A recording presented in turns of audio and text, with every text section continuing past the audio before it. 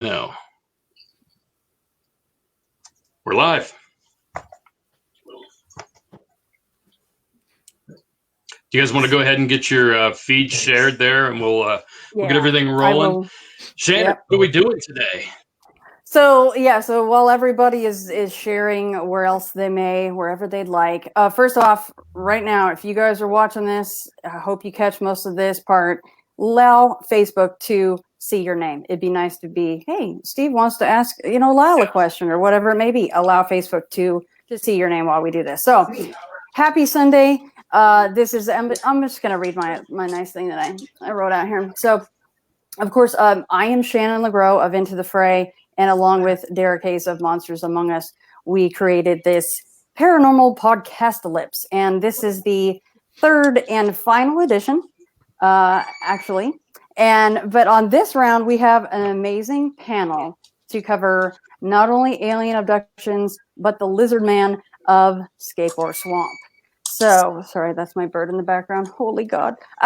So I want to just go through really quickly and introduce everybody. I'm sure most of our listeners, our watchers know who these panelists are, but I want to go down the line. And I want to start with Mr. Micah Hanks. And he is, of course, he's an author. He is a podcaster of a plethora of podcasts. We don't even have time to mention all those, right, Micah? So, you guys can find him weekly on the Micah Hanks program. Welcome, good sir. Well, good to be here, yeah. And, in the hallowed halls of this digital realm that now everybody's occupying. Strange times, but I guess stranger times for us since we all kind of keep it pretty strange anyway, huh? Oh, we like keeping it real strange around these parts. Yes, we do. Next up is Rob Morphy. He is part of the Triple Threat over at the Cryptonaut podcast. And might I just say, Rob, and I hazard to say, I think I know where your art came from. Your logo for Cryptonaut is maybe one of the most bad to the bone and original logos I've ever seen. So, Rob Morphy of Cryptonaut, welcome. Thank you very much. It's an honor to be here among all of my esteemed colleagues, and I'm really glad to participate. And yes, we love our pop culture icons over at Cryptonaut, and we embrace them almost as much as the paranormal. So, thank you for having us. Absolutely. And of course, who better to have on if we were talking the lizard man than Lyle Blackburn himself? He literally, boom, there he goes. Look at that. Nice. He's repping right there. Yeah, Lyle literally wrote a book on the lizard man of Bishopville. And that is what we were covering in the second half of this live stream. Author and researcher Lyle Blackburn, welcome. Thanks for having me. And last but not least, anyone familiar with ITF knows the last lovely gentleman there. And he won't know how fitting this is, but I had this already written out before this evening started. You know him from Somewhere in the Skies. I call him Rilo. You may know him as Plaid Man, or you can just call him Ryan Sprague. But it's Ryan Sprague of Somewhere in the Skies podcast. Welcome. Thank you so much. I swear this wasn't on purpose. We didn't plan this. We didn't plan it. No, it was the first thing I found on the ground. So, yeah, I thought it would be appropriate. Thank you. Yeah, thank you guys all for being here. I need to check the live comments already. So, yeah, first up, we're going to run with alien abductions. And, of course, this is such a hot button topic, and it can go down so many different rabbit holes. I don't know if anybody wants to jump in. Do you have any large thoughts on alien abductions in and of themselves? Like, what's going on there? Ryan Sprague, go. Oh, man, pressure's on. All right. Yeah, I deal with abductions probably on a daily basis. So this is a topic near and dear to my heart. It does not, however, mean that I 100% buy into it. I think there are many things that alien abductions could be attributed to, but when you are left, as I'm sure Micah can agree, with no other prosaic explanation as to the veracity of a witness or the person claiming that this happened, when you're no longer left with an answer, that's where I really go, there might be something to this. So, yeah, for anyone who knows my work in the UFO field, I deal specifically with witnesses and experiencers. That's my kind of my approach to ufology is to deal with the people and how these things affect them in the aftermath of an abduction or a UFO sighting and what role it plays in your life overall. So when it comes to abductions, it's a tough subject. It's scary. It's uncomfortable. It's controversial. And it's extremely traumatizing for a lot of people who claim that this has happened to them. So, I mean, if there's anything I can say after interviewing hundreds of people who have claimed this, again, the credibility of the people I've spoken to from every walk of life you can think of, every belief system, the fact that this many people are claiming this, there's something to be said about that. What the phenomenon is, I don't know. I'm still trying to figure that out, as I'm sure the rest of us will for the rest of our lives. So yeah, that's I guess my primer to alien abduction. Yeah, if I might jump in on that too, Ryan, I share your interest in that, obviously, because with the UFO subject, even if you are more of a nuts and bolts person who just looks at craft reports, unidentified flying objects, which I primarily do, eventually you're going to get to the designations, the close encounter, the CEs 1, 2, and 3, as J. Allen Hynek had, laboriously tried to work out designations for. Someone sees a landed craft, or even maybe a craft still in the sky, but one that's close enough that it's creating some sort of observable effect on the environment. And then of course eventually people describing that they see the alleged occupants. And so when Ryan says we have to kind of be careful, well, I'm paraphrasing, Ryan, don't let me put words in your mouth, but that we have to kind of be careful and say, maybe suspend belief and disbelief and just try to look at what reports actually describe. There are certainly some credible cases of abduction, but then again, also UFOs, like so many Fortean subjects, are one of those things that we always struggle with, the fact that people say that they see things, they have experiences, and yet where's that physical evidence? Which is interesting because there's a cryptozoological tie-in here too, as my colleague Lyle certainly is aware of. We've got a lot of a rich history in American Indian legends and mythology of abductions with relation to creatures like Sasquatch and things like that. So for me, I always wonder, why is the abduction motif actually prevalent throughout a wide range of different fields that fall sort of under Forteana? I would agree that it is the broad spectrum elements of this that are at times the most intriguing. But what fascinates me more than anything else, I think, is the sociological aspect, and this is something a little bit that both you, Ryan, and you, Micah, were touching onto, which is that whatever it represents, the trauma is real for these individuals. The experience is real in the perception of a lot of individuals, regardless of whether or not it is a corporeal phenomenon, or if it is a metaphysical one, or if it is completely psychological. And you literally have to leave the door open to all of it. You have to have genuine sympathy, and it's a phenomenon that demands to be studied. But the thing about it for me is, what keeps me kind of on my toes and my skeptic hat on is that it's incredibly sloppy science. The way these abductions take place, I mean, it really seems like not far removed with say how a standard human naturalist would put down an elk temporarily, tag them, check their reproductive organs, make sure everything's good, all with like benevolent intentions. It might scar the animal, a little terrify it. It wakes up, it runs back to its herd, and it's like, dude, this happened. And it seems like it's that way for us. And I'm thinking, if these creatures really have figured out how to traverse the cosmos in seconds, or time itself, or create interdimensional portals, if they are not enslaved to gravity, why is it that like we see so many stories of like hybrid human gray alien women actively physically seducing men? I mean, that seems to play into a weird psychological construct that goes much deeper and is not scientific in the least. So I find it fascinating on the side where I want to be empathetic towards those who are suffering the trauma of having endured this, no matter what it may be, but objective in the sense that this seems a lot more bizarre and visceral than a simple scientific experiment. This is more than just things coming here to see what's going on scientifically, like the way any scientific expedition would. There's something nastier, for lack of a better term. Just from the sorry, Lyle, did you have anything that you wanted to add in there? Well, I mean, it's a subject that I haven't researched heavily. I mean, I'm more of a observer in that kind of stuff. And I mean, I find the alien abduction category truly frightening. I mean, people, you know, I go in swamps and look for unknown creatures, and people may or may not think that's spooky to do, but I think the whole alien abduction stuff. And so it's nice in some ways that I can sit back and just kind of soak that in without having to be immersed in the research, you know. But I'm like any of you guys, and as far as a balanced view of whether this is a true phenomenon or whether there's something else to it. But I find it truly fascinating and truly frightening. Hey, that says a lot. If he'd rather be in a swamp looking for critters than have to mess with alien abduction, that really says something. I'd rather be there than on a craft being, scrutinized, if you will. Well, to put it nicely. Yeah.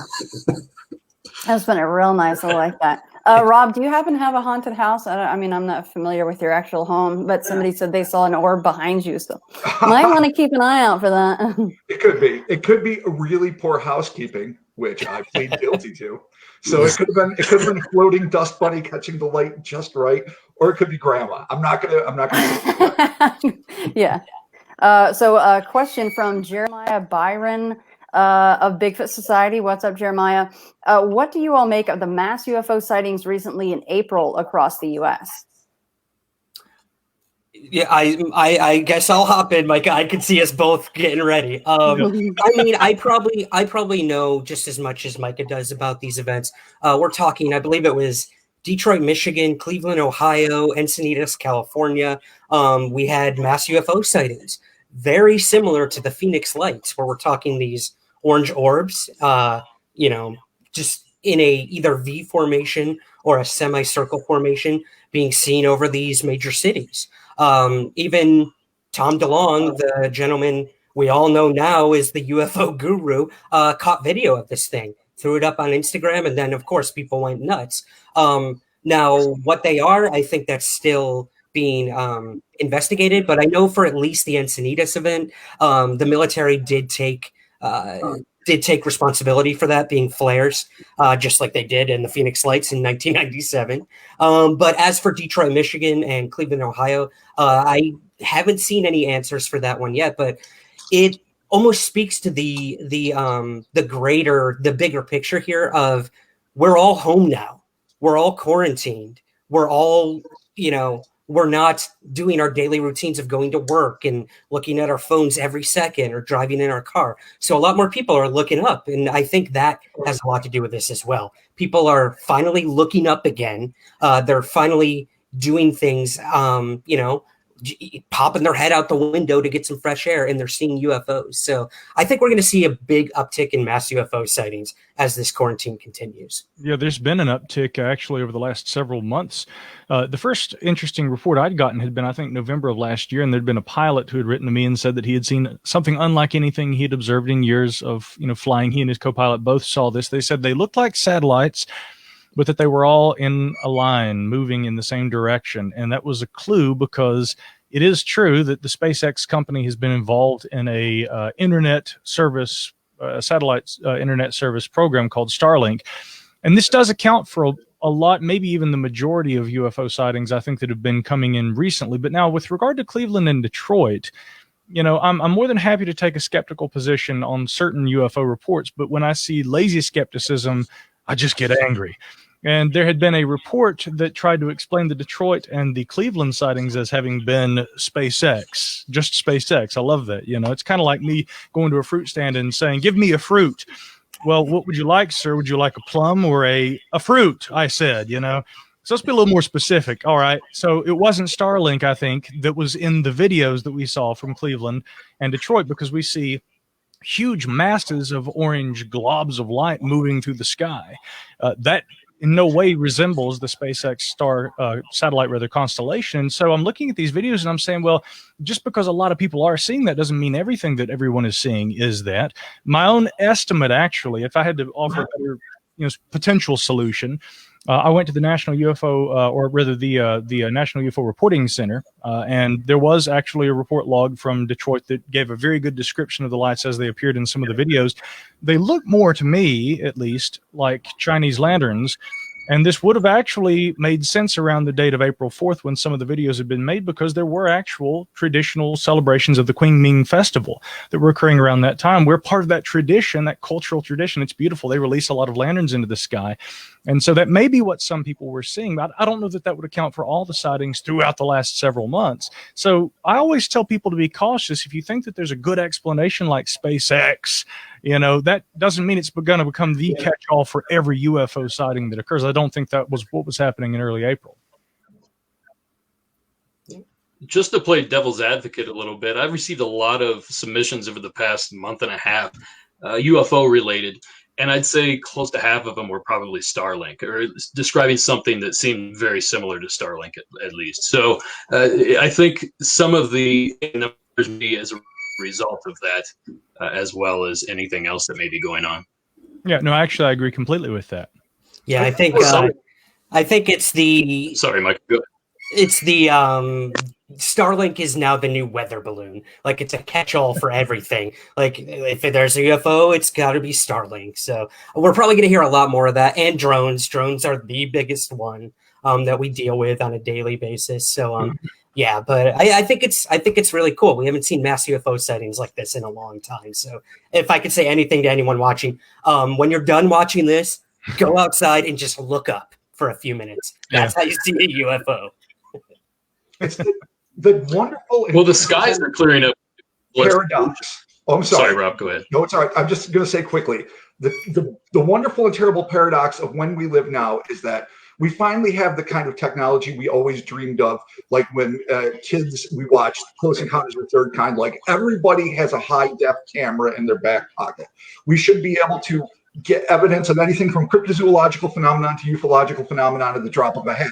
But of course, along simultaneously, the technology for faking these things and the technology for people independently to put things in the air has grown exponentially with all of the tech that's coming out now. So the problem is the easier it should be, because imagine if we had iPhones during the Phoenix Light saga.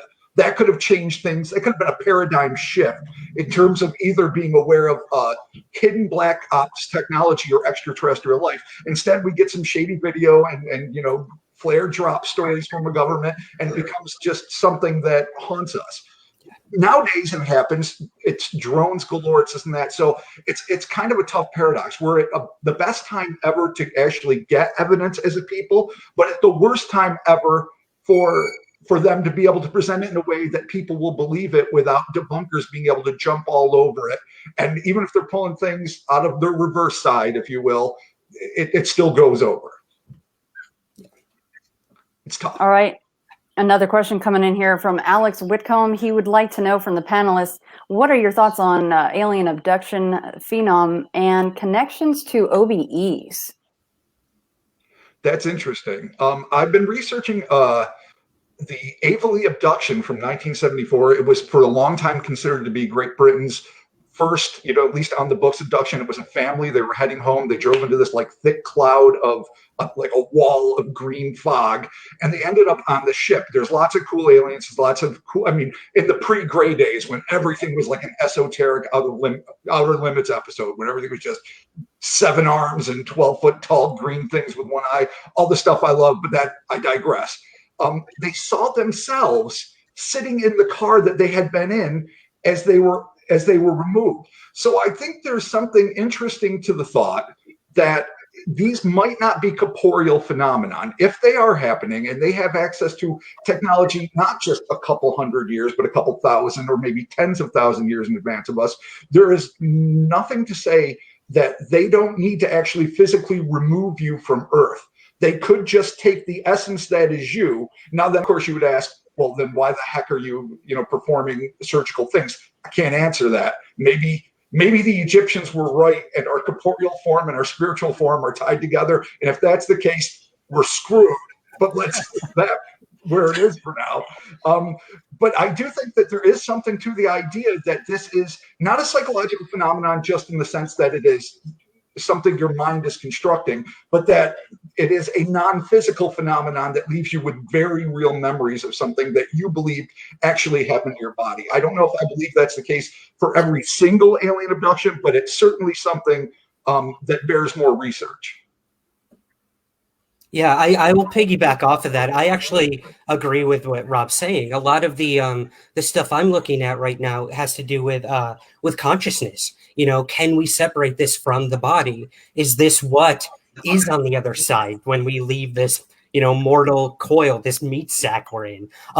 Is the soul literally something that travels to another body or another plane? Maybe that is how the quote unquote ETs or whoever are doing these abductions.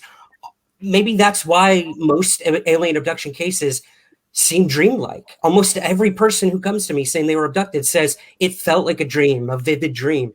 Maybe they are separating the consciousness, taking that, doing whatever, and then throwing them back in. Maybe that's why we don't have a lot of physical evidence. Now, again, you could argue these implants and this and scars and everything, but yeah, I think it's fascinating that that's where the research is heading. This is no longer a little green man kidnapping you onto a craft. It seems like they're almost invading upon something even more sacred, and that's whatever's inside of us.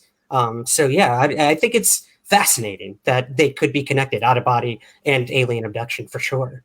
Mark there directed a question to Rob. Is it hell or is it space? I would say, or is it somewhere in between? Something we haven't even thought of yet. The tender tether between hell and space that yanks you between both spectrums. Thank you for that, Micah. Yeah, no, I'd say I'm going to give both a win on this one. Hell and space.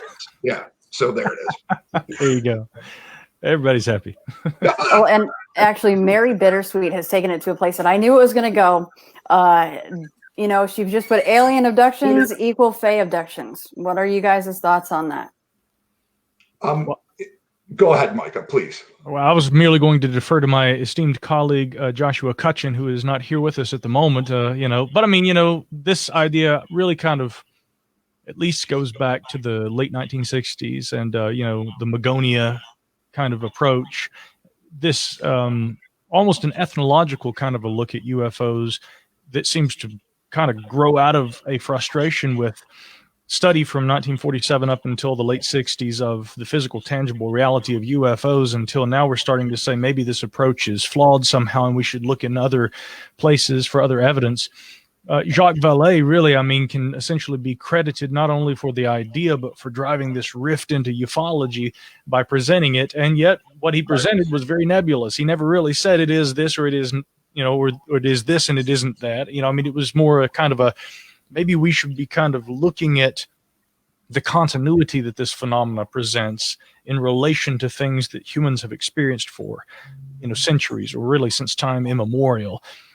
Which it's less of an answer as it is, I think, sort of a vehicle toward further thinking about the phenomenon. Now, that a lot of people don't like that, you know, and I always tell people you got to kind of be able to operate on different partitions on the same hard drive, so to speak, you know, or be able to switch into different programs. You know, on the one hand, I like to look at the physical, tangible, you know, phenomena, you know, of UFOs and try to apply science to what few reports can be whittled down and, you know, survive the rigorous IFO screening.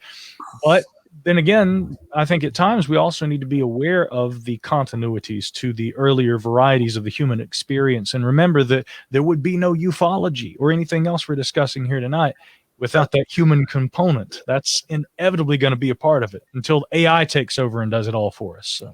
What it says to me that's fascinating about the human condition is, just like Micah was saying, if you want to be a UFO literalist, then what you will say is, aliens have been abducting humans since a time immemorial, but back in the day, we saw them as goblins or fays or elves or whatever you want to be. And the fairy houses that look like mushrooms, well, that's the UFO.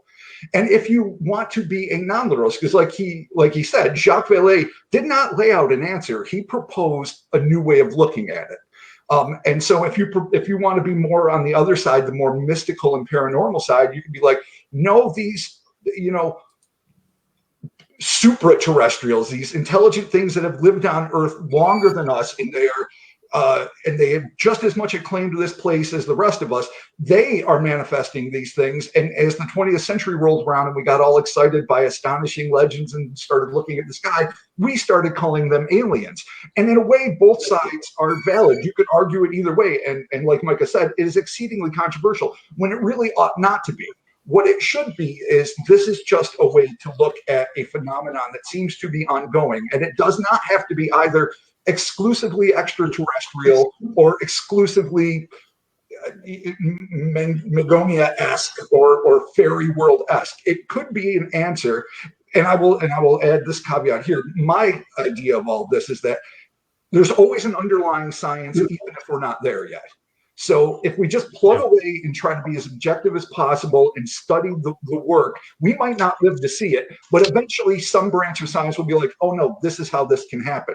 And I think it would behoove us as paranormal investigators and just people that are enthusiasts to not be so grounded in, it's not like a sports team. You don't have to be so invested in like the extraterrestrial theory or that. And I used to be one of those guys. I was quite a literalist, but the older I get, the more I'm thinking like, let the information stand as it will and interpret it to the best of your ability as what it is, and then step from there.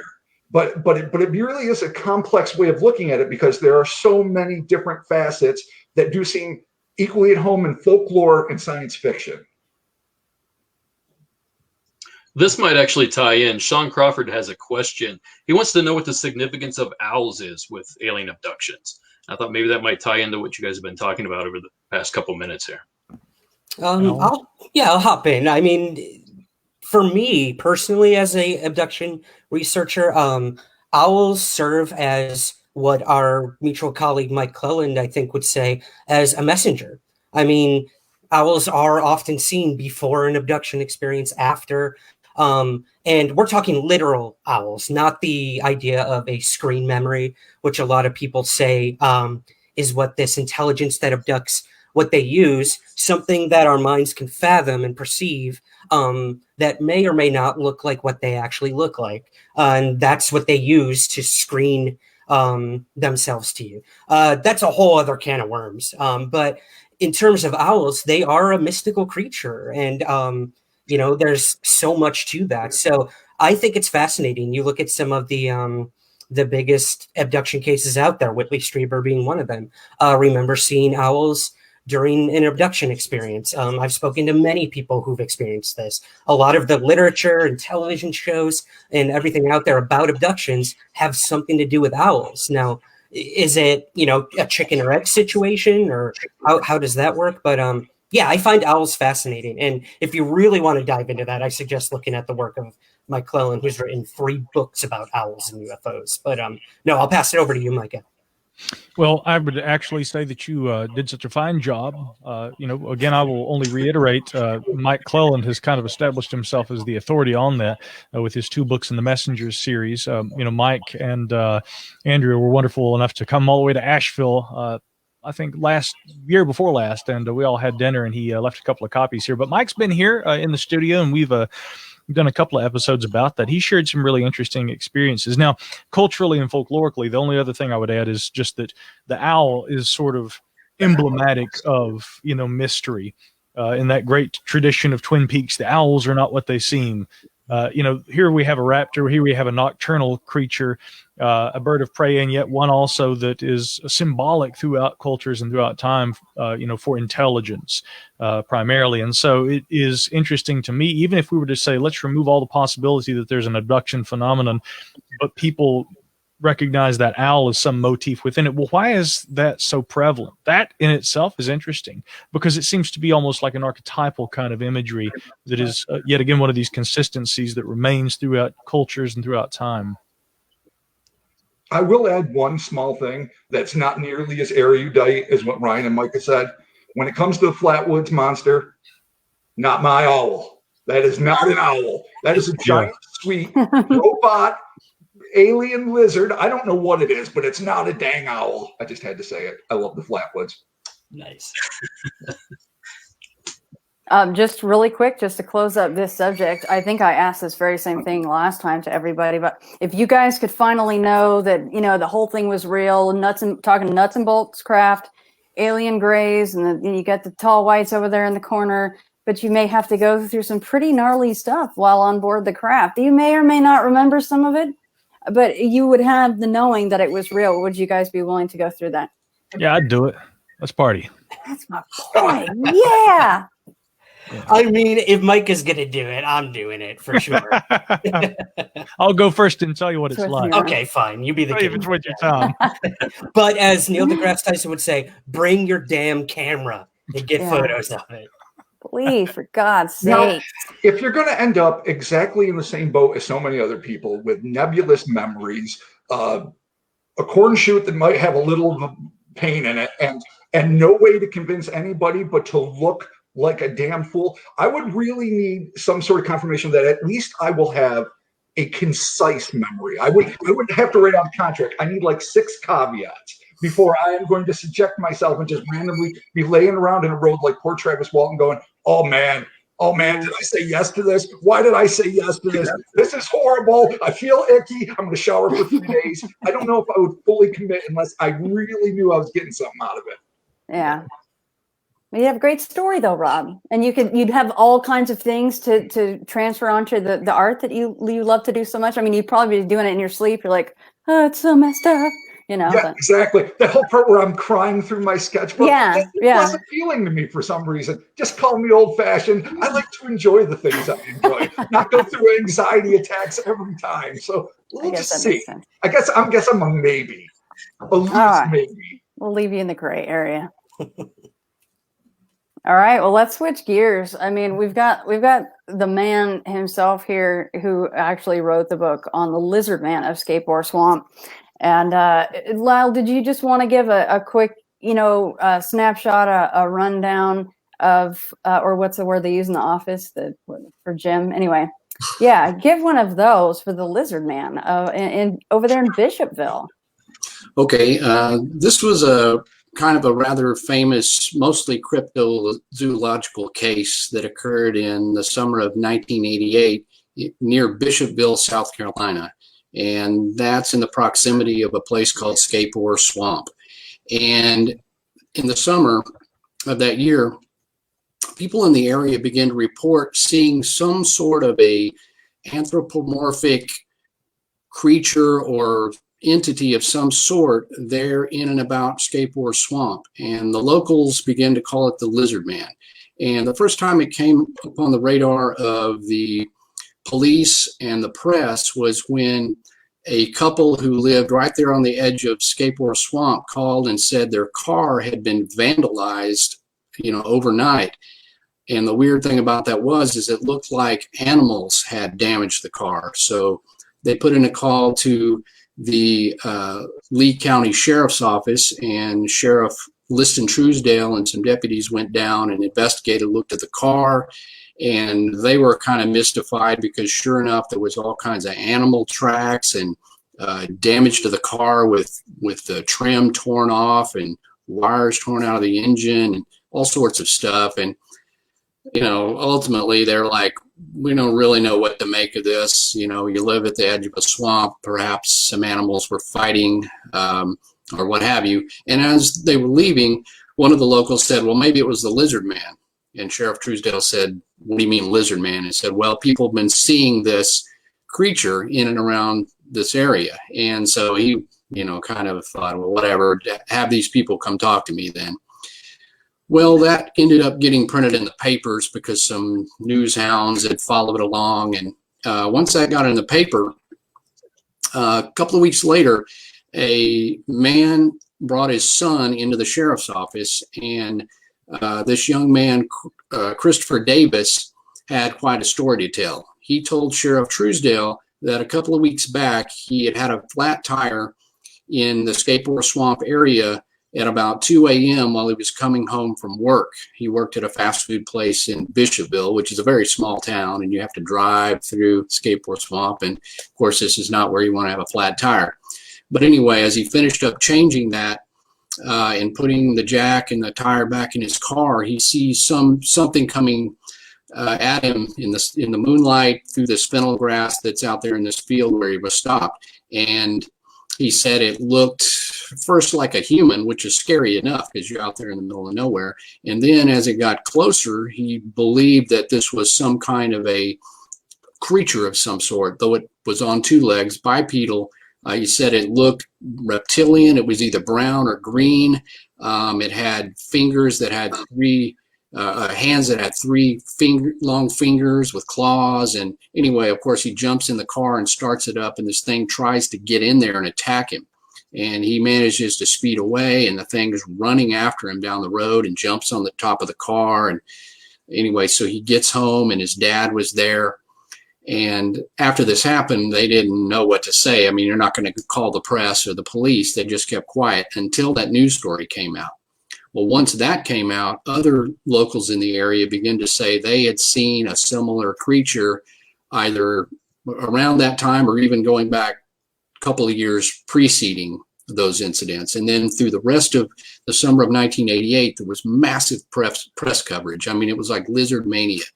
Dan Rather was on site doing broadcasts out of Scape Swamp. There was newspaper coverage that was picked up by the Associated Press. It was in all the local newspapers. It was everywhere. The Oprah show was calling Christopher Davis. Unprecedented sort of a thing.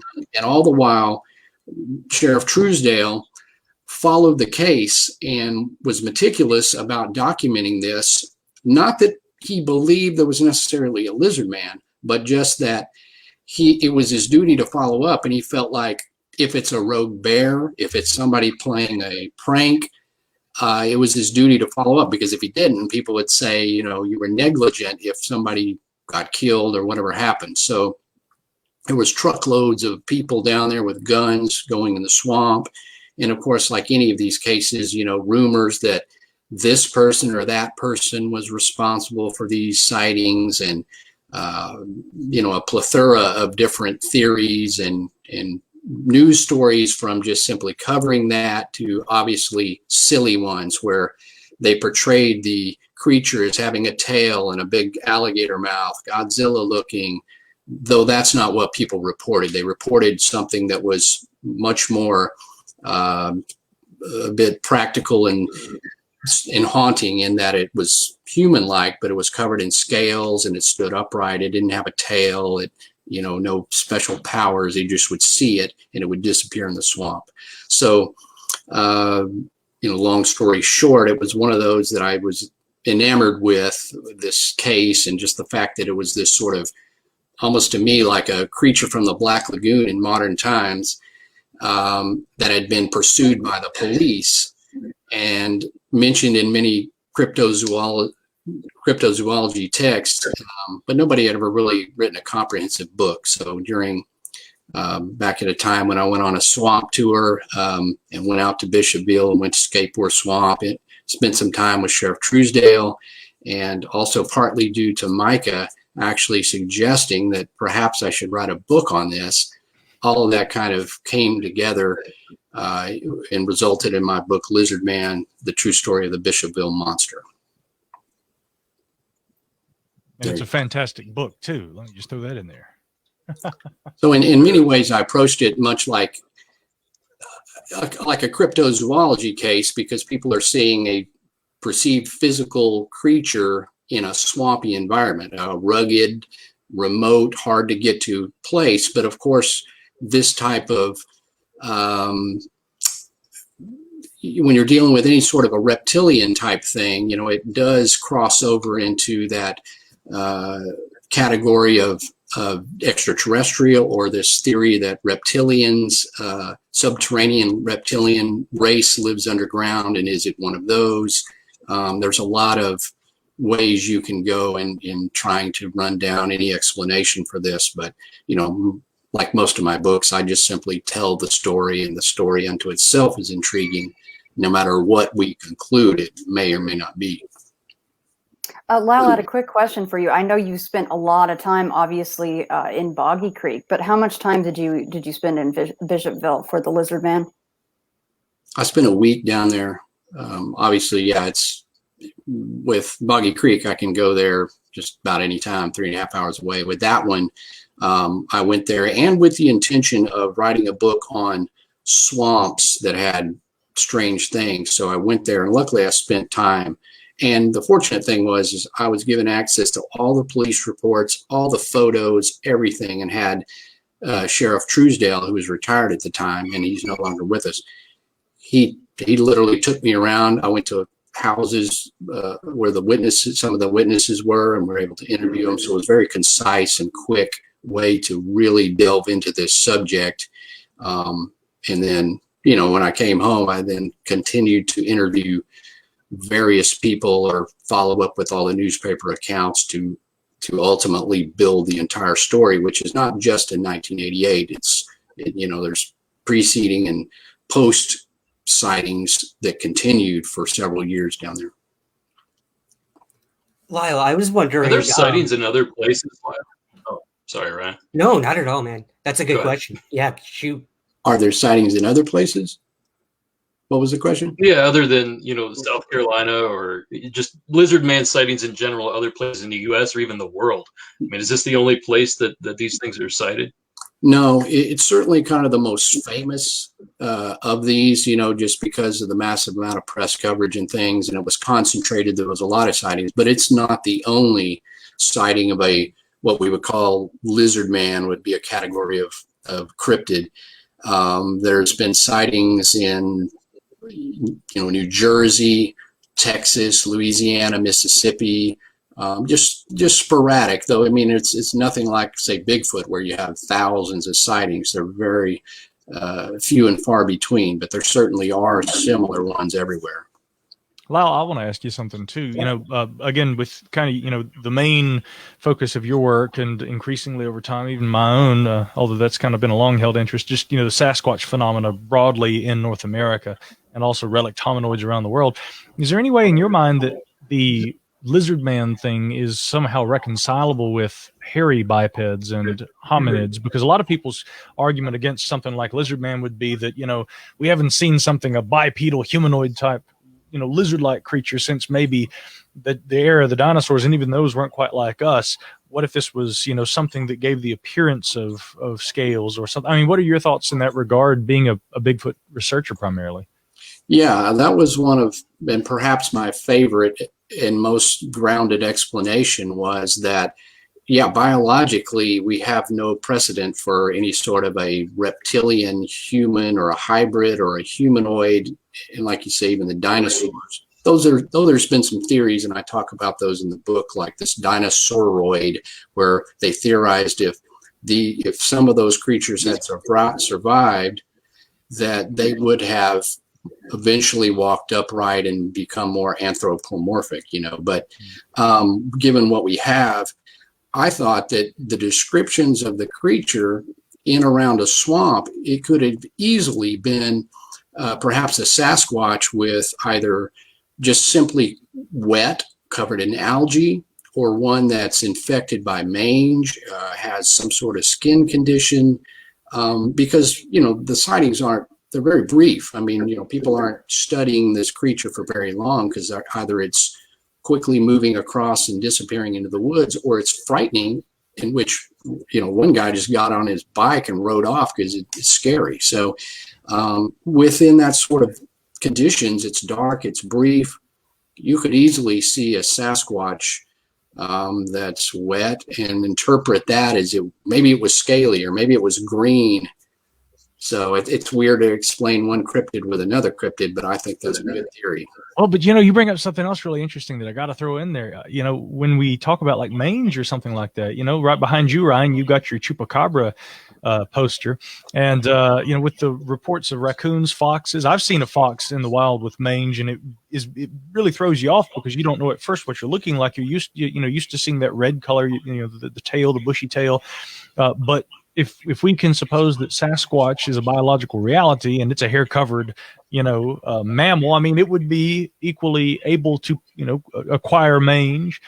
So how would a Sasquatch look if it were ridden with mange or something along those lines? That's a really interesting point too. Yeah, absolutely. I mean, if you saw that, you would, scramble your mind. What is that? And you may not say Sasquatch, but you're not going to say bear. You're just simply going to. And the locals, again, that's the name they gave it, which has a lot of connotations to lizard man. But, in all these cases, the newspaper, they just give it a name, and, who knows what it was. Conversely, as fascinating and I think as valid a tact as it would be to think about hairy hominid that, he has some sort of mange or something. Because like you say, the sightings are brief. If indeed it is something that is either more reptilian or amphibious, like say the Thetis lake monster from Canada, which had the whole 9 yards, the big punk rock frill, the actual silver scales. You definitely, you are a great cryptozoological, investigator and author. And I know that you have biases there, but I don't presume to know like what your thoughts would be as to what could represent these things that seem to be distinctly, if not non-mammalian, just not a classic misidentified Sasquatch, something that definitely seems to have reptilian and or amphibious attributes. Where would you think this would fit in the, I guess, the scale of both, Darwinian evolution and cryptozoology? I think really the only place perhaps is if some undocumented, unknown dinosaur had survived miraculously all this time without being seen. That again, this theory, put together by guys more qualified, that tetrapod kind of dinosaurs would evolve in this upright, walking, bipedal progression, partly because as their brains got bigger or they became smarter and things like this, that adjustments would be made in the head and the way they carried the head and, this sort of thing, that if something had survived and then perhaps it would appear like people are describing this lizard man. So it would have to be something that was here all along. I mean, it's too big of a creature to just be an offshoot of any sort of normal lizard, even a Komodo dragon. I mean, those are big, but they're a far cry from something standing up that looks anything like, humanoid. So, but the problem with that, of course, is like, how could there be only one? I mean, if something like that survived, you would expect a little more sightings or something else, which makes it sort of an anomaly, something that was just there and gone. And, the thought of this lone surviving dinosaur or something that evolved is romantic, but it can't be just one. It'd have to be multiple. And I think you'd have more sightings in South Carolina, for example. So that's the only way I could fit it in, is if it was something that had, changed over time and become this. What fascinates me is especially in the Ohio River area, just obviously it is a hotbed for cryptozoological, ufological, paranormal madness. But the river monsters, from the indescribable Octoman to the green clawed beast, which was never seen but just yanked a woman, like the day after the Hopkinsville goblins. I mean, it's a paradise of weird there. If there was something, I'm just going to wildly speculate, amphibious, and it could just as easily spend its time sleeping in the mud, breathing the water, eating the fish, having no reason to interact with the hairless apes topside because we're just trouble and we own guns. Would you think that there's any chance that something like that, that's just smart enough to avoid us, could represent a small portion of what these sightings are, rather than a lone air breather in a swamp? It's possible, certainly. I mean, and I certainly never rule anything out, because we have to rule everything in until we can, find an explanation. So yeah, certainly it's not out of the question, though improbable. It's not impossible that something like that could survive. And you do have those other, and I talk about this in the book, the Ohio River incident where the thing reached up and grabbed the woman, the Thetis lake monster, the Loveland frog. Anywhere you have these sort of anomalous amphibious reptilian creatures that are big enough and that appear to walk on two legs, not out of the question, because a lot of the places where they're going to live are, a swamp. I mean, you can't develop all of that. There's not many people walking, nobody's hiking and biking through there. I mean, you have hunters and canoes, but there, you could live back in there relatively untouched. Who knows? Now, I may be accused of being primate-centric here, gentleman and lady, but I'll share this following passage from the Tete de Boulay about their Witigo or Wendigo traditions, different variants on the same concept. The cannibalistic giants in Native American Indian folklore. But the account here, and this one actually comes to us from John M. Cooper's article, The Cree-Witico Psychosis. I've been researching this stuff today, can you tell? And the account goes that the Witico used to rub himself like the animals against the fir, spruce, and other resinous trees. And then when he was thus covered with gum or resin, he would go roll in the sand, so that one would have thought that after many operation of this kind, he was made of stone. And it got me thinking, I mean, that certainly might give one the appearance, with hair covered in resin, and then with, the dust and the stone sticking to that. I mean, a scaly kind of appearance too. So what's interesting is that is a traditional motif of the quote unquote stone giant throughout all the Native American traditions. I know, especially with Lyle, I'm preaching to the choir because he reads so much of this stuff too. But I'd wondered about that in relation to the lizard man idea as well, with the scaly appearance.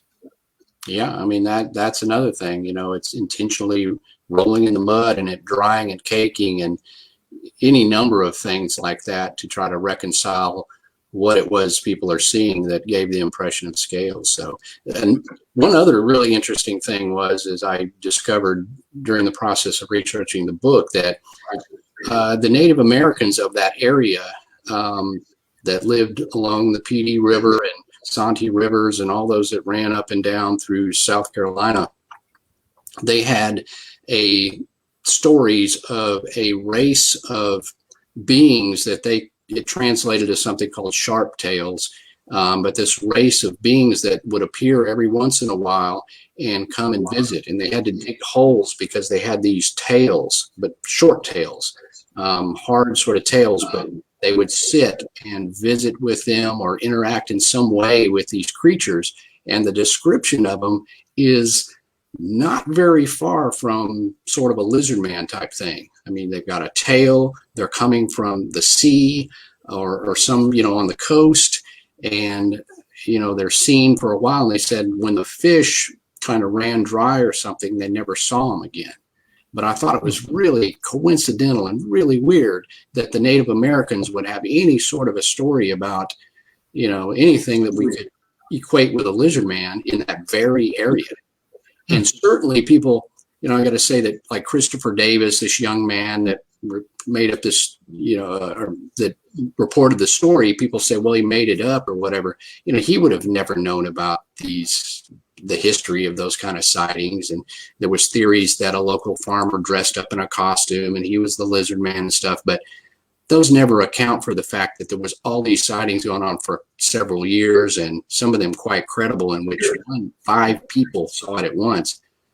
That's not a farmer. I mean, that guy would have been super busy running in and out of the swamp and such. So if you just take out the hoax aspect, it becomes more weird. And the fact that perhaps, the Native Americans had an encounter with something they couldn't explain.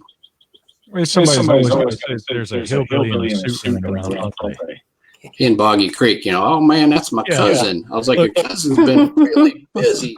Let me just add one. I'll just add one thing, because Lyle, I mean, being in North Carolina, I've been down there to Scape or passing through it, but I've actually been out in a canoe in adjacent areas, including like Four Hole Swamp. And when you encounter a cottonmouth water moccasin with a head as big as your fist, coiled up over there on the bank, the first time you see one resting in his environment like that, and you realize you're the intruder, the last thing you're going to want to go do is get in a suit and go trudging through those swamps. I mean, you are risking your life, so do so at your own peril. Absolutely. None of that holds water. It's, I was fascinated. Oh, no, go ahead, Ryan, please. Oh, sorry, Rob. I just wanted to ask, Lyle, your opinion on the cultural significance of something like the Lizard Man. I mean, you've got Flatwoods Monster, you've got Mothman, you've got the Roswell UFO crash. Like, these events bring a lot of commerce into these areas where this happens. So I'd love to get your opinion on Bishopville. Like, is this the case there? Do they have a festival? How does the sort of identity of the area, does it morph and change when something like this occurs? I mean, I know for Roswell, like, without that festival they do every year, that place would probably disappear, to be completely honest. So yeah, what are your thoughts on that? Yeah, I mean, and that's one of the things I like in writing these books, especially where it's a concentrated case, because I like to, what were the effects of this thing on the town itself and the people.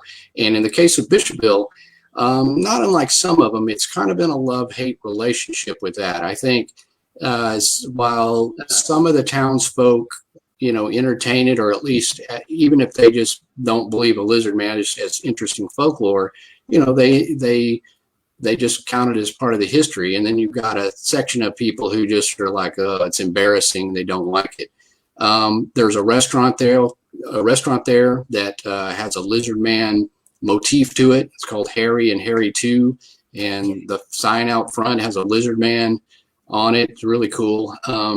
And there was actually a lizard man festival that happened a few years ago that was put on down there, and I was, the keynote speaker for that, obviously, and but it was not put on as much by the community themselves.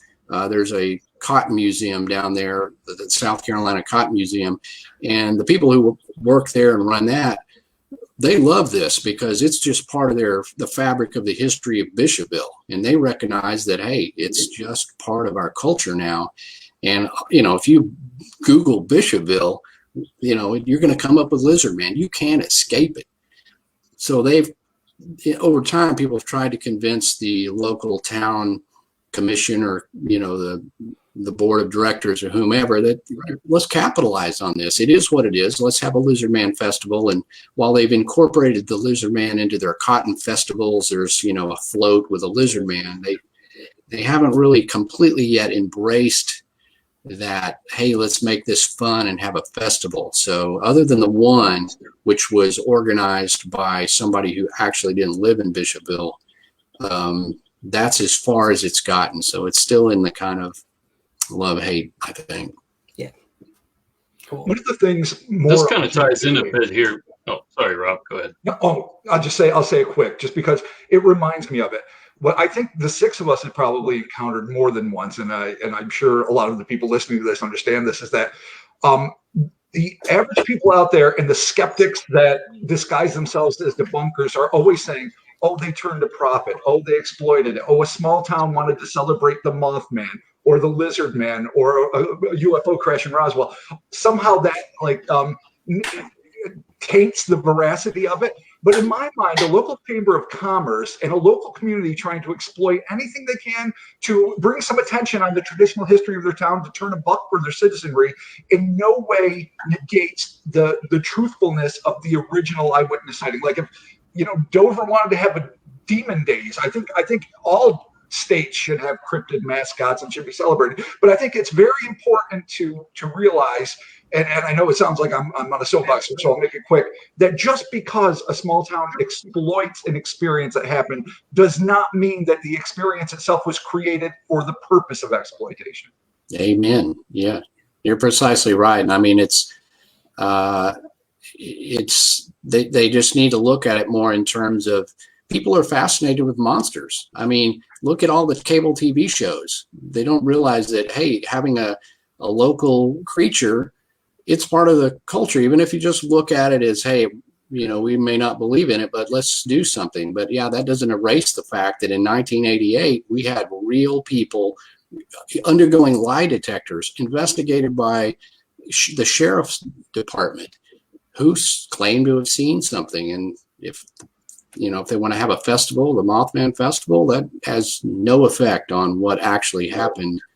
And, that's great if they do. I love this stuff. I hope they have a festival just because you meet people and talk to people. And maybe that's when some person comes to the festival and said, well, I saw it, but I never said anything in 1980. Right.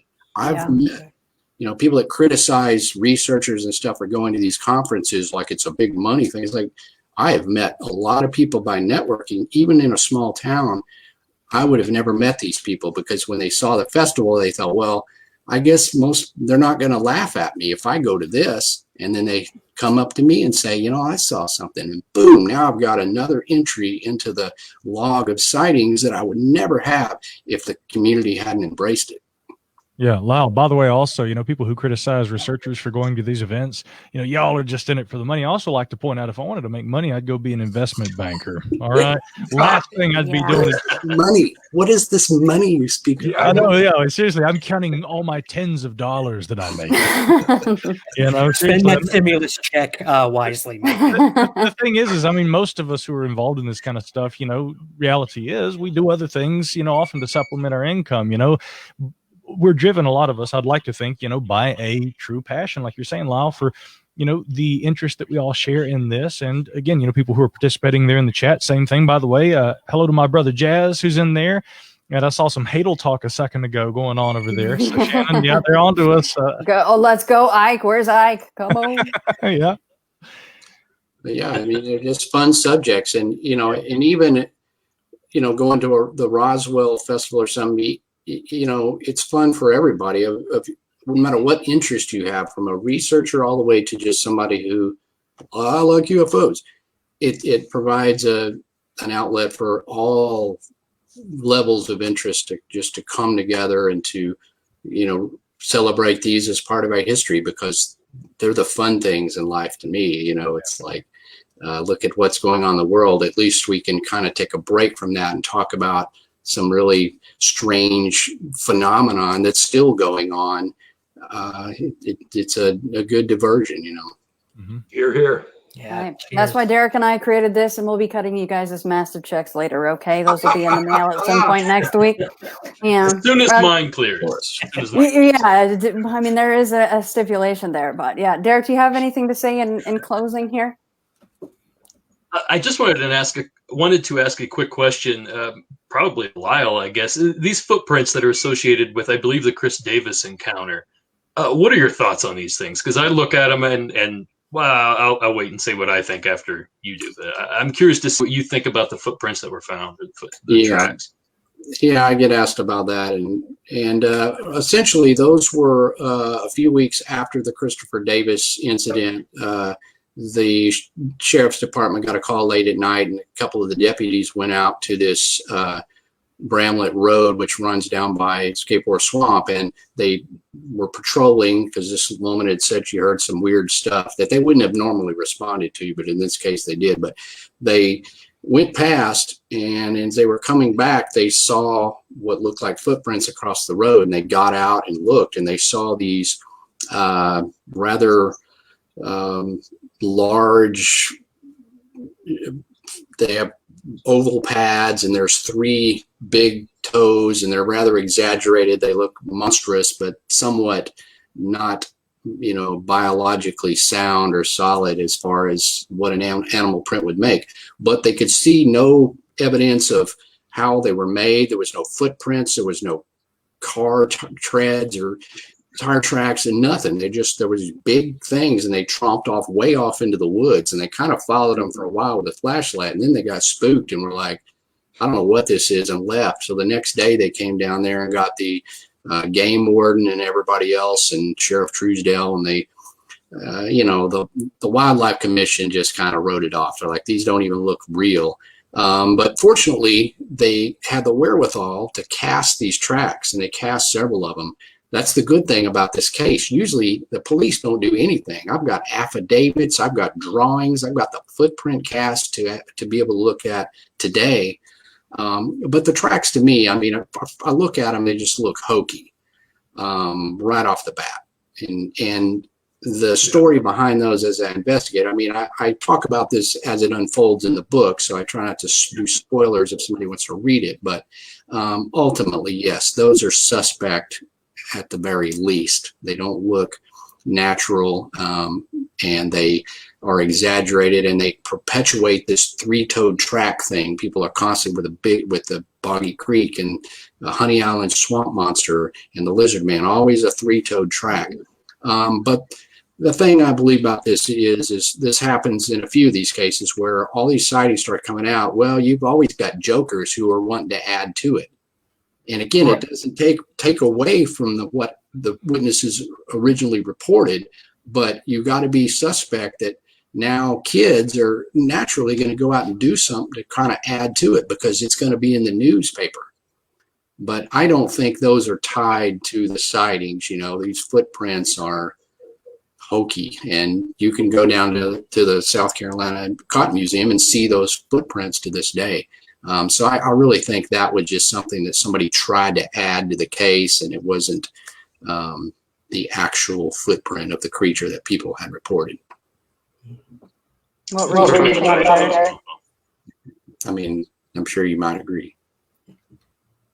Yeah, definitely. What were your thoughts on that, Derek? Just pretty much the same thing. I mean, they just don't look biological. The three-toe thing really throws me off for a bipedal creature like that, unless it's some sort of bird.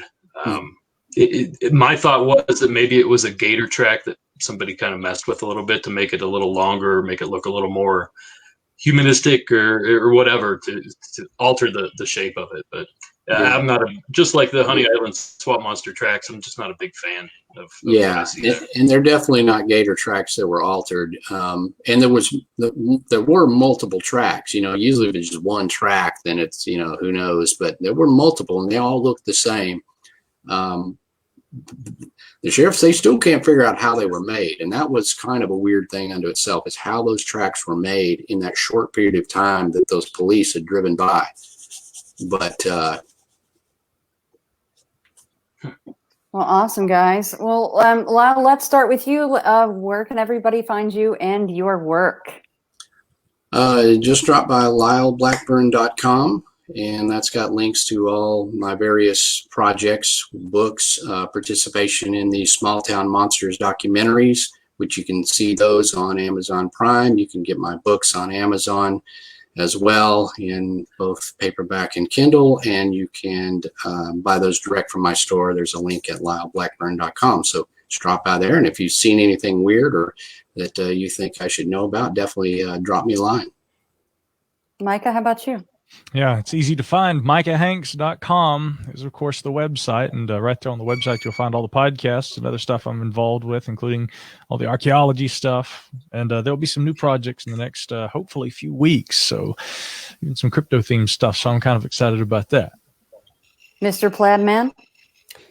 You can find me at somewhereintheskies.com. All my upcoming projects on the Trail of UFOs. Be sure to check out Micah and I are both a part of that amazing project by Small Town Monsters. You can watch my CW network television show, Mysteries Decoded, for free at cwc.com. And otherwise, just look me up. I'm everywhere. And Mr. Rob Morphy? You can find the podcast I do, the Cryptonaut podcast with Mark Storrs and Chris Carnicelli at cryptonautpodcast.com, but it's available on iTunes, Stitcher, every platform available.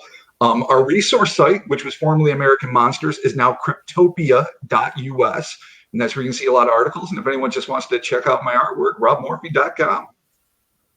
And Derek Hayes, don't you have a little show called Paranormal Caught on Camera coming on tonight? Isn't that why we did tonight's edition a little bit early?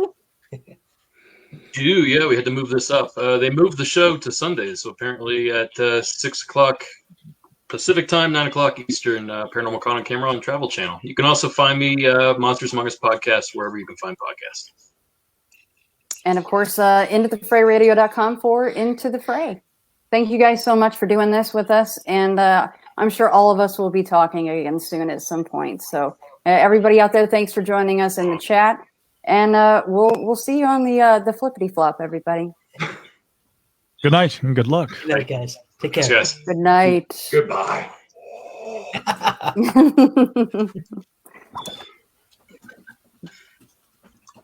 Derek, you shutting her down? Yep. No one's saying anything bad. We're still live. We did this last week. I'm going to go watch Paranormal Podcastalypse. They don't know how Don't do bad it. we Don't are.